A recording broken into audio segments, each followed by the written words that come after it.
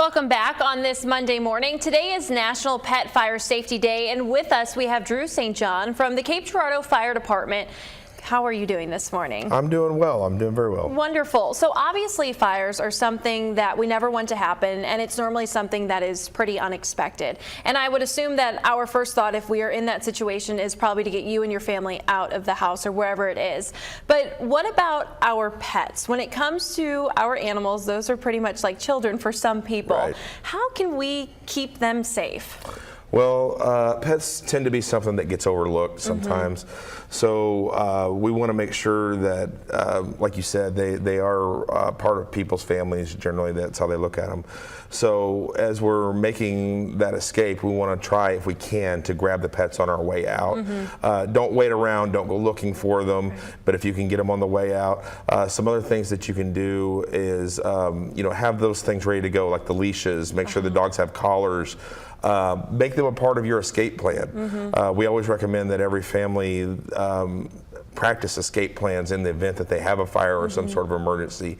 Make sure that those pets are a part of that. Right. And I feel like I've seen on some people's doors, say that they have a fire and they're not home, but people have like a sticker on their door that like says that they have animals inside. Is that another good measure that maybe people could take? Oh, absolutely. That's actually recommended by the NFPA, American Kennel Club, other organizations that deal with pets. Those window clings, you can get them on Amazon. I'm looking into getting some for the fire department that maybe we can just hand out. But yeah, nice. That way you can mark on there how many pets that you have in the household, what kinds of pets that you have. So when we show up, we know what to look for. And I guess obviously the first thing that you guys are concerned about is getting any humans out of the building and making sure that they are safe. But do you guys go in for animals? If you know that there aren't any humans out there, are you guys also going in for animals as well? Sure.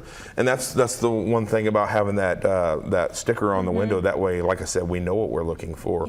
But we've rescued several pets. I think a lot of times we think of dogs and cats as generally what people have, but people have birds, reptiles, other kinds of animals. So yes, absolutely, we've gone in there and rescued all kinds. And for us animal lovers, it can be hard if we're in that situation. I know that if I were in that situation, I would want to run back in that house and get my dog. But I assume that that's not advised. Never run back.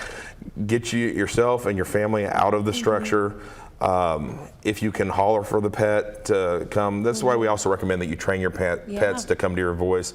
But get out, stay out, make sure you call us once you're out. Let us go in and look for the pet for you. And I could imagine that in those situations, those pets are probably just as scared as we are. That's not a familiar situation that they are ever in. So it's probably, like you said, to be able to train your dog to your voice for them to come, and that's a reassuring voice for them. So I can imagine that that is super helpful. Something that you had mentioned is kind of like to have a plan, make sure you have your leashes and whatnot, I guess in a good spot just in case something like this were to happen. Right. So you want to make sure that when you are getting out, these are things that are easy to grab, they're easy to secure your pets. You don't want them to come out and then take off and run. So if there's, like I said, leashes, or if you have a pet carrier, kennel that may be able to get out really quick, that may be something that you, and that's part of your evacuation plan that you need to put in there too, is how do we secure the pet when we get outside. So another thing is that you said the pets can get scared just like we can. Know where those hiding spots are. Pets tend to go to the same hiding spot, so know where they go so you can tell the fire department, hey, he hides under this bed in this bedroom. And for people who have pets, obviously that's something that they're going to be thinking about. Is there a best way to, I guess, train pets in these types of situations, or is it, like I said, obviously you can never expect for this to happen, but you can only plan, I guess, for something like it to happen, to be aware. Are you guys familiar with any ways that you can train a pet in disastrous situations? Well, other than just taking your pet to a professional trainer, when you practice those evacuation drills, like I said, make them a part of it. So when they hear the smoke detector go off, they know that their job is to get to that door. or maybe help wake other people. We've had